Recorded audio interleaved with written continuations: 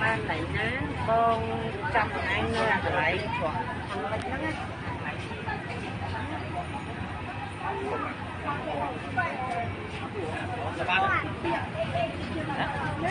Đúng rồi. Dạ. Nó xả đi. Giận. Thế mày cho nó chơi pass up rồi. Chơi mà lôi lên nè. Và ở ngày. Ý pass up ý trời trời. Mà má. Cái thôi cái.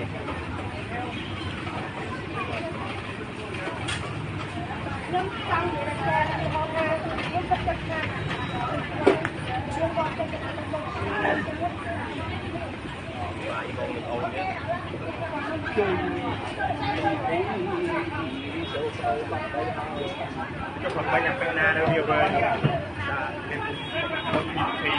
Thì các tại bố ra lên luôn một con luôn. Thổi ba nữa thôi mà. Tạm lại rồi. Không còn phải ai mà anh ở bên các sai bố nhớ mình thấy một cô nó chân vô